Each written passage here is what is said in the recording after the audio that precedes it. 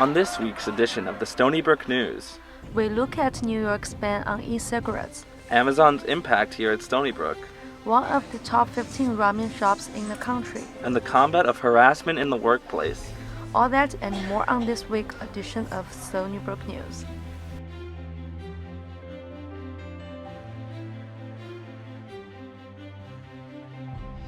Good afternoon and welcome to this week's edition of the Stony Brook News. I'm Jordan Boyd. And I'm Meng Yuan. A scary moment for students in Rothquell Sunday morning as a fire broke out in Cardozo College. According to the Suffolk Firewire, a clothes dryer caught fire, but firefighters were able to contain it to the dryer. Smoke spread through the building, but there were no injuries. Firefighters vented the building and students were allowed back inside. A 22-year-old male undergraduate student is still recovering from being struck by a Stony Brook transit bus near the University Hospital last week. The driver and two other students on the bus were uninjured, and the student that was hit was transported to the emergency room with non-life-threatening injuries. Those e-cigarettes may seem like they have fewer risks, but looks may be deceiving. For the first time in years, nicotine usage in the United States has gone up with the growing trend of electronic cigarettes. While it certainly seems healthier than smoking conventional cigarettes, there may still be risks. New York State is now looking to ban many flavors of e-cigs. Our reporter, Luis Ruiz, takes a look. Flavored e-cigarettes, most commonly popular with teenagers, will soon be banned in New York State as early as 2019. The state health department issued regulations to stop the manufacture, sale, and possession of flavored e-cigs. High levels of nicotine are addicting to users and can lead to heart disease, an increased risk of stroke, as well as cancer. In youth, it can affect the developing brain. Juul Labs accounts for 75% of the market and has announced that they will be temporarily suspending all sales of 4 e-cig flavors that attract kids: mango, cucumber, creme, and fruit. The FDA calls teen vaping an epidemic, as data from 2017 shows more than 3 million middle and high school students reported using e-cigs. Store owners did not want to appear on camera, but said they expect the sales to go down slightly. For Stony Brook News, I'm Luis Ruiz. The body of former President George Herbert Walker Bush is being flown to Washington, D.C. today after his death at the age of 94.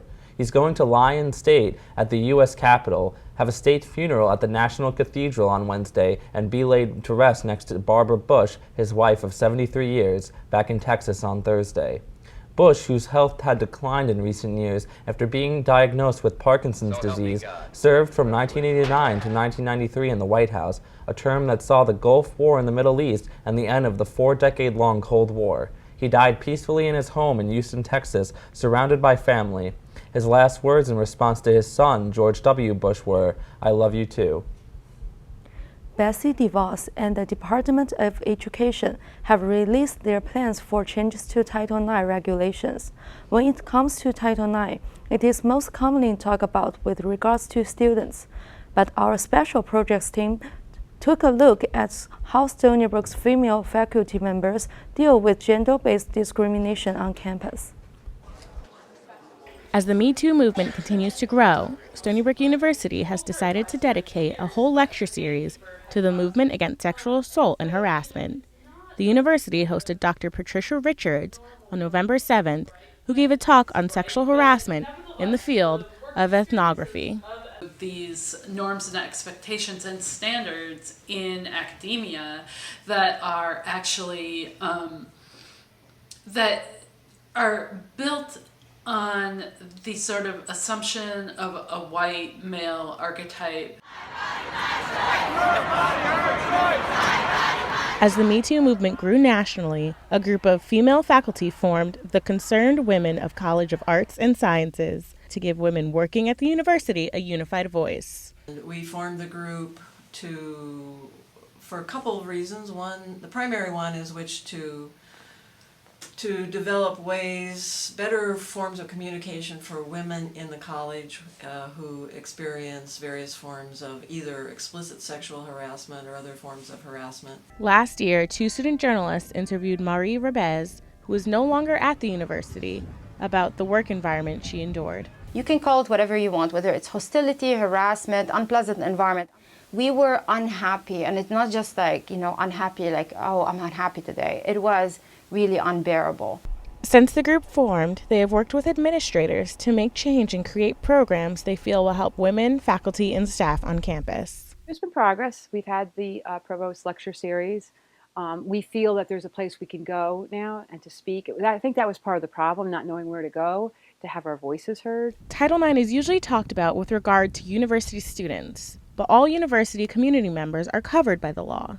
Stony Brook's Title IX coordinator, Marjorie Leonard, handles cases from faculty and staff as well as students. She was unable to speak to the Stony Brook News, but we spoke with complaint navigator Sam Winters.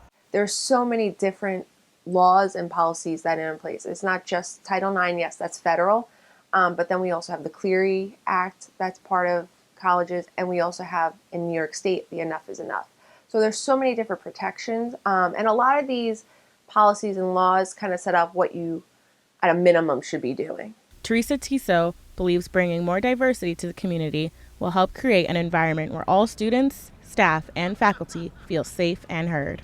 We need to be much more proactive when we do our searches to bring in people of different backgrounds. I want our faculty to look more like our students. Special Projects reached out to the Provost's office to talk about Title IX, but did not receive a response. Stony Brook remains committed to protecting its students, staff, and faculty with Title IX ahead of the proposed changes by the Department of Education. Last Friday, President Stan Stanley released a statement reaffirming the university's commitment to protecting all parties involved in Title IX cases. For Stony Brook News' Special Projects team, I'm Bria Ellis. Now that the calendar has flipped to December, it has me thinking about snow. Let's ask our weather expert, Darlene Detail, if we have any snow coming our way. Darlene? Thanks, Mung. Fortunately, all that rain has moved out from this weekend, and we're left with some pretty mild conditions. We're at a current temperature about 55 degrees. I know, 55 degrees in December, odd, but don't worry, you winter-loving people, it's going to cool down quite a bit. Looking at our hour by hour, we'll see that temps will dip down to the mid-30s tonight.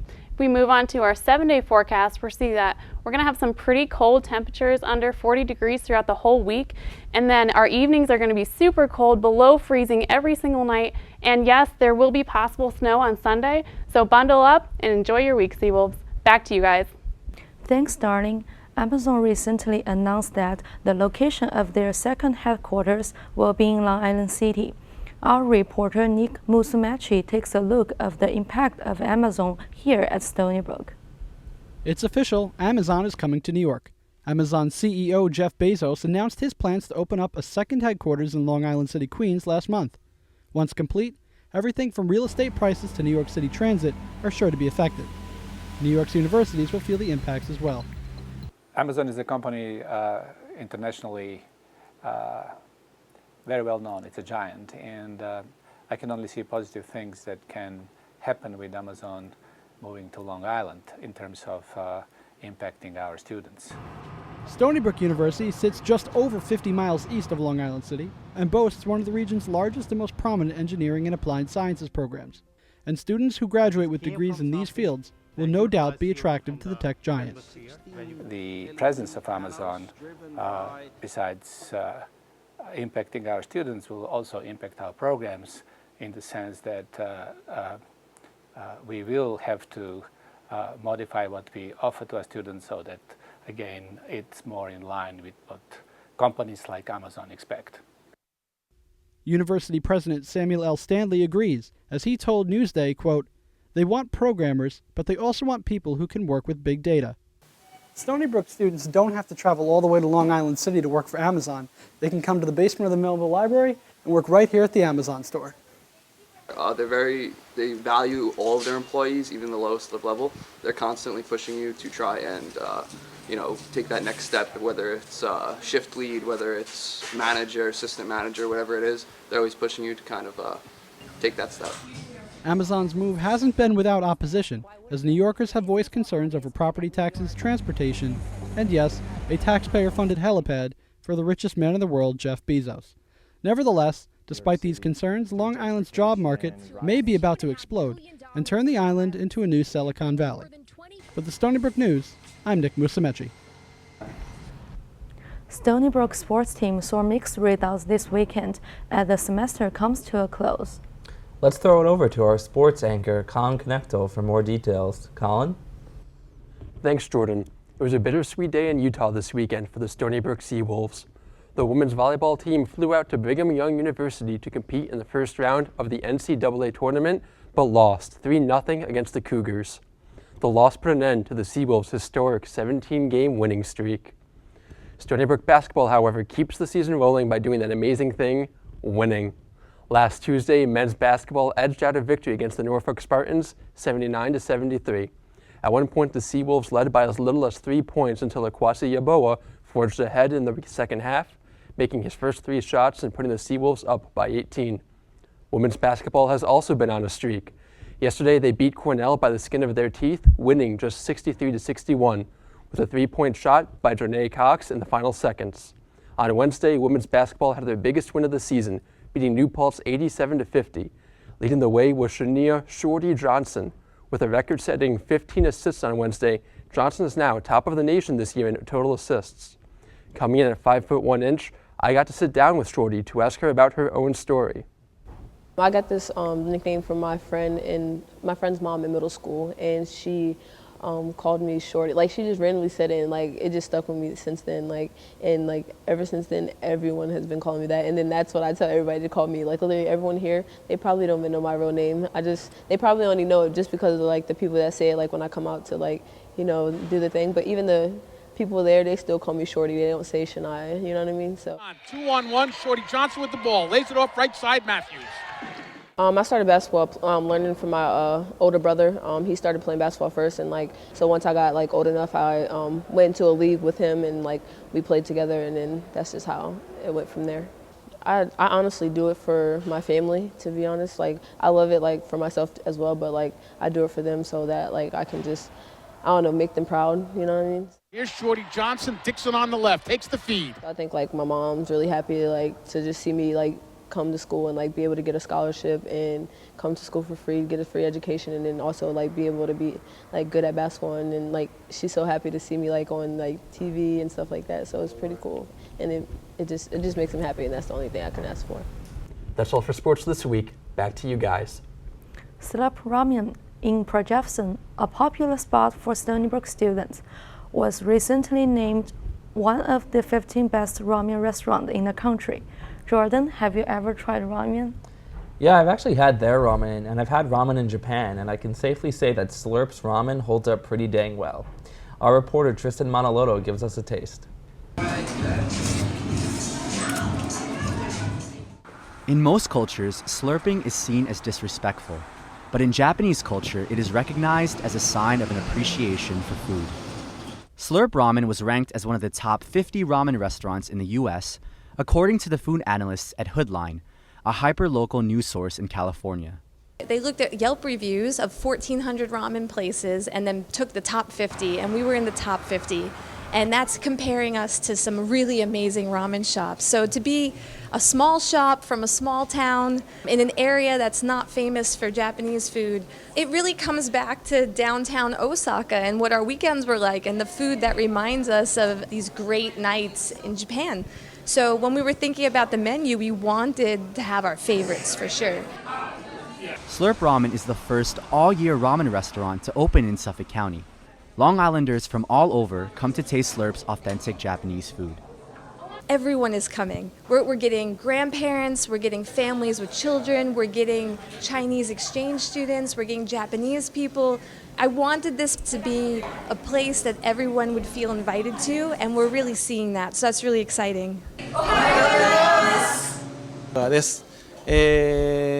このポートジェファーソンで、ラーメン屋をやろうと思ったきっかけはですね、ここら辺ラーメン屋が全くないというのと、このちょっとでもポートジェファーソンを賑やかに楽しいところにしたかったからです。The cultural significance of ramen can be traced to China, which made its way over to Japan in the 19th century. We wanted to make our restaurant a really fun place to be, and we thought about what does ramen mean to us, and in Japan, slurping means that you're enjoying your food, that you're excited about your food. So if you go into a ramen restaurant and nobody's slurping, then you might think, oh, is there something wrong with the ramen? As you can see, it's no wonder why Slurp Ramen is one of the top 50 ramen restaurants in the US. The fall weather is starting to get a little bit colder, so this reporter is going to enjoy a nice hot bowl of ramen. For Stony Brook News, I'm Tristan Manalodo. That's all we have for this week's edition of the Stony Brook News. I'm Meng Yuan. And I'm Jordan Boyd. Have a great day, Seawolves.